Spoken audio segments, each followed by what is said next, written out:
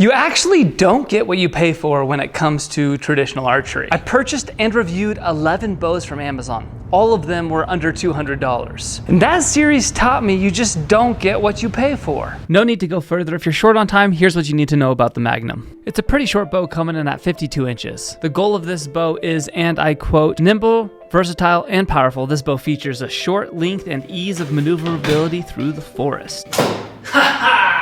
I think primarily and originally built and designed for hunting. Today I found that this bow will not be good for people with a long draw length. It does shoot smooth and the handle feels great, but it's definitely a slow bow and inefficient. If your draw length is under 28 inches and your number one goal is a compact design that is maneuverable, this may be it. But if you care about speed and some other factors, this might be one to pass on.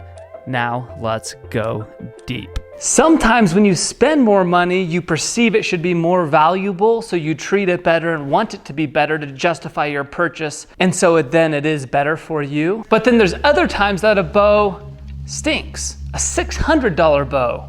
Terrible. Today I have the Bear Archery Kodiak Magnum bow. This bow was gifted to me from an extended family member. I believe this specific bow is over 30 years old. And today we're gonna give it a real try to see if it's good or not. So as always, first things first, specs. This bow has a 52-inch AMO with a 55-pound draw. There's a threaded insert for a stabilizer or a bow fishing rig. The core laminations appear to be maple to me.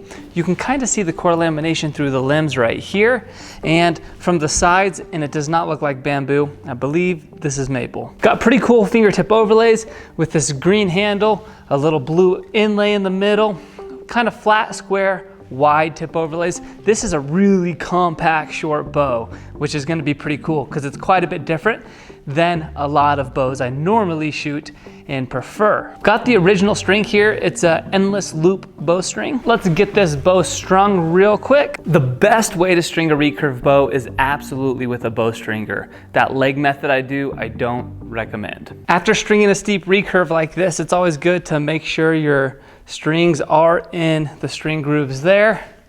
Everything looks good. Now what's interesting about this style of bow is it has a more forward-facing handle with a super large brace height. We're talking 9¼ inch brace height. Most bows that I shoot, that I have, in between 7 and 8 inches is most common. I'm not a short dude, but you can see how short this bow is. It comes to about my belly button. We're looking at a 48-inch bow tip to tip when the bow is strung. Let's see if it's still 55 pounds. Lots of times it's not.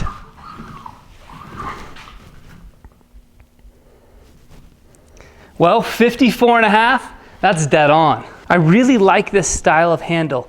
It curves back from the throat of the handle quite a bit to allow your hand to rest forward like this.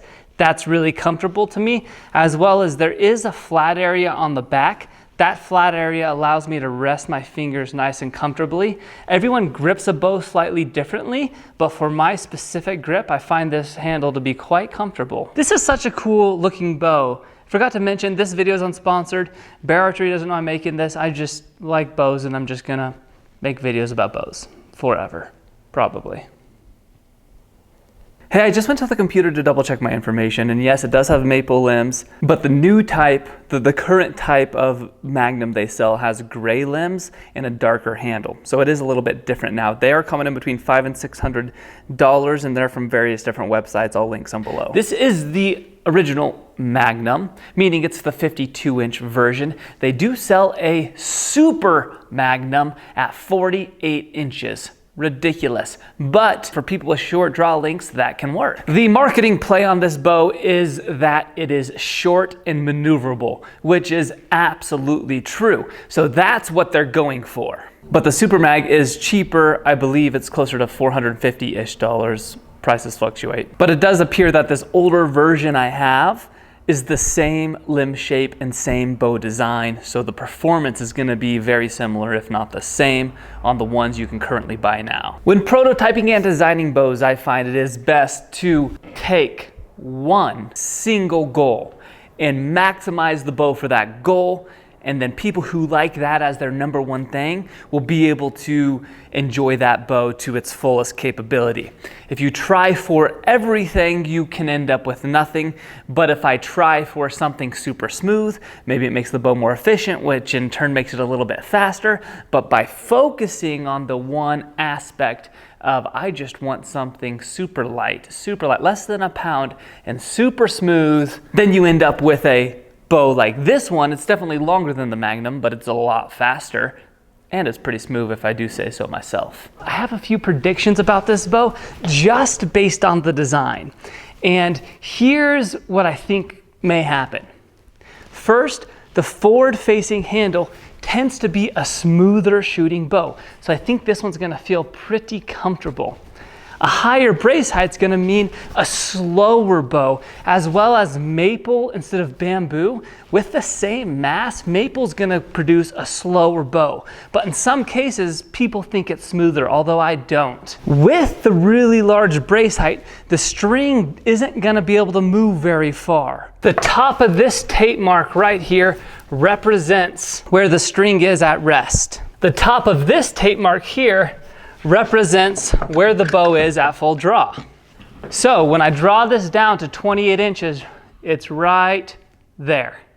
What a cool looking bow. But what you can do is measure from the top to the top and see that there's 17 inches. The string from full draw to brace height is 17 inches. Okay, let's test a different bow here. Now I'm gonna do the top again.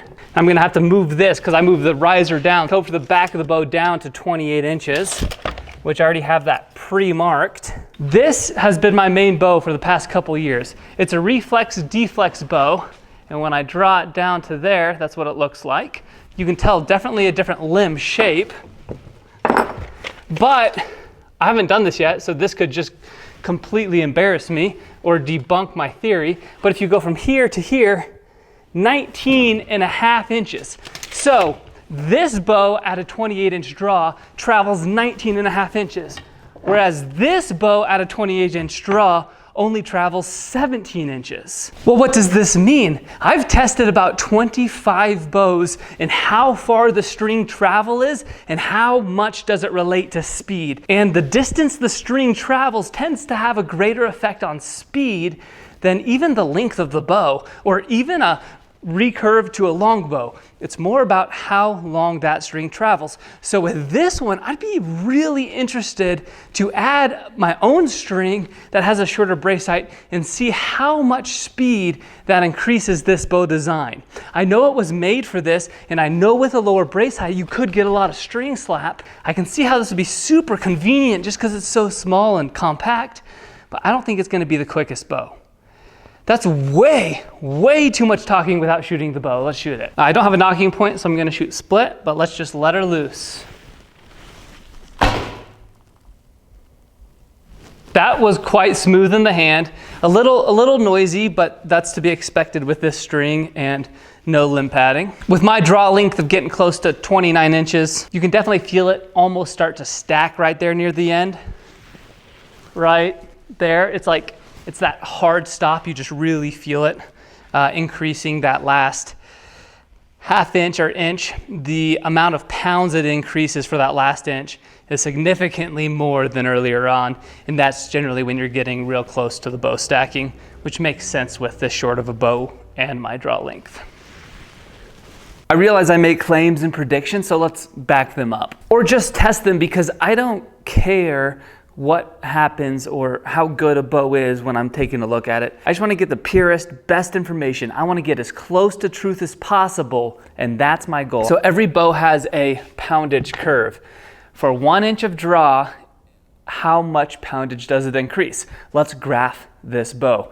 Because it doesn't increase 2 pounds all the way down, it's not a linear scale. Based on the bow design, that scale is going to be different. Some bows have a heavy early draw and level out.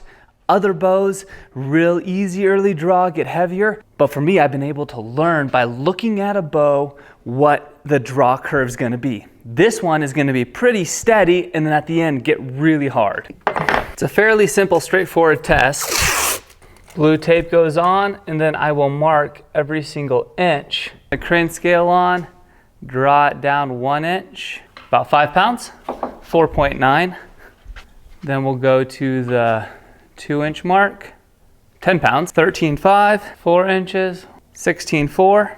Because I am eyeballing it, it's not going to be perfect. 19.8. I could build the jig where I can pull it and it's a hard stop every single inch. But for this case, 28.12. I can get within half a pound very easily, if not way more accurate than that. And that's close enough to be able to get an idea of what is actually going on. It is completely stacking right there. I just can't get past about 28.5, right at 29 inches. Here's a visual to hopefully make more sense of this. So this is the Magnum, just draw length, draw weight, and here's the chart. So basically at 28 inches, we have the 55-pound bow, 29 was up to 60. This is a pretty gradual curve. You can see I will just follow that curve with the Sharpie, and boom, that's pretty gradual. That's more neutral than I thought it would be. Now, other bows are gonna have a draw weight that is less dramatic and then goes more dramatic in the end. So it's a really light early draw. Now, there are other bows that are gonna have a little bit of a heavier early draw and then kind of level off near the end until it starts to stack, and then of course it'll shoot up after that. Now, what would happen here with this bow, if I continue on to 30 inches, it's just gonna spike directly up because this is the fluctuation point where it's starting to stack. That is what I'm feeling at that 29.5-inch draw length. I drew it to 29 inches, and from 28 to 29, we increased 5 pounds. When I tried to go to like 29.5 inches, it shot up, it would not move, I would not draw it further because I do not want to break the bow. Charts like these help me understand what's going on with bows and their designs. But I'm pleasantly surprised here because I thought it had a steeper increase near the end. That's not the case. It's just probably a little short of a bow for my draw length. But you can imagine in that last 1.5 inches of my draw length, I'm gaining about 12 pounds of draw weight. So if my anchor point's not exactly dead on, I'm gonna have inconsistent arrow speeds and flight trajectory. My feet per second is gonna change by 3 to 5 feet per second, making my trajectory inconsistent and my hitting point inconsistent. So when I mention this bow is accurate, I'm generally referring to something that follows the brown curve. Definitely not the green, but potentially the blue. The difference here is that with a brown curve, if I anchor, let's say just a 1/2 inch further back, my arrow is gonna be very close to its height, 1/2 inch off within 20 yards. But if I'm on the green curve and I do the same mistake, I may miss by 2.5 inches. So with some draw weight curves and speed curves, your mistake's magnified. If you're dead on, it's gonna be great every time. But when I say that bow's more accurate, what it means is that the bow compensates for the most common mistakes you're gonna make, making your bad shots seem better than otherwise would be. But some people actually like that because it's like a hard stop. They're like, oh, now I know when to stop. Same distance every single time with my draw length because it's close to stacking. Other people really prefer to shoot a bow that could draw 3 or 4 inches beyond what you actually need. It's a preference thing, like all of archery. I prefer the latter. This actually feels unbelievably accurate for this short of a bow. And by accuracy, I used to call it the snaggability score. How easy is it to pick the bow up and just shoot it accurately? Some bows more naturally feel easy to shoot than others, and all of these are inside that red. So yeah, first impressions, super smooth, especially for this short of bow. Pretty accurate. It does seem like it's going slow, so I have an interesting test for this one. This is a chronograph. It'll tell us how fast the arrow's moving in feet per second or meters per second. With a chronograph, you have to shoot in enough lighting for it to work. So we're gonna go outside. Now this is an arrow, but it's not any arrow because this arrow right here is the exact same arrow that I use for all bows between 45 and 55 pounds of draw weight to test the speed. The spine and the point weight matches up for most bows around that draw weight. My best performing bow as far as speed goes so far is a 45-pound bow that was shooting 215 feet per second with this arrow. How will the compact Magnum compare? Let's find out. I'll take a bunch of shots so we can get an accurate average of how fast this is shooting. Shot 1, Magnum. 189. 180, maybe a little short draw. 179. That's an error. I was not trying to illustrate this point, but I will now. And that's how inconsistent the feet per second was. Why is that? Well, I'm getting close to it stacking, and I find it's harder for me to hit that stacking point, probably because of the bowyer background, try not to break a bow. Hey, so when I've tested through a chronograph, I found that bows that can go an extra 2 or 3 inches beyond my draw length, my numbers on the chrono are much more consistent, like 2 to 3 feet per second.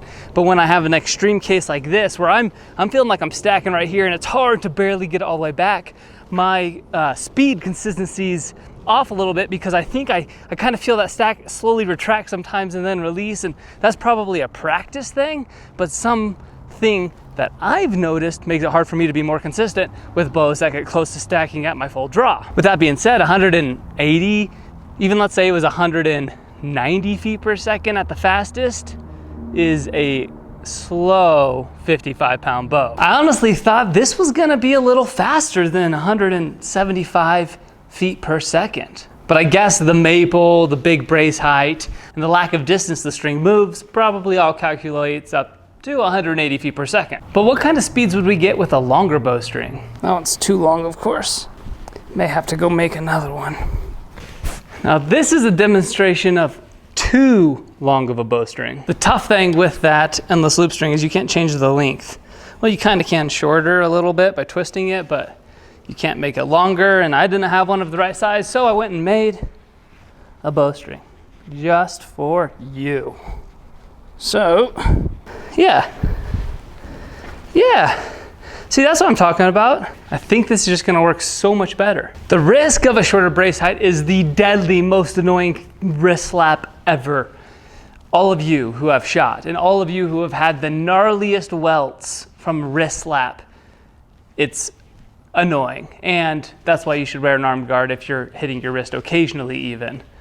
That way you don't develop a chronic flinch when releasing, scared of whack-a-mole in your wrist. But here, I don't think that'll happen. The other potential downside of a lower brace height is with an extreme case. I made a couple bows like this a while back with extreme curve. If the brace height gets low enough, when you shoot forward, the limbs can actually invert and go the other way.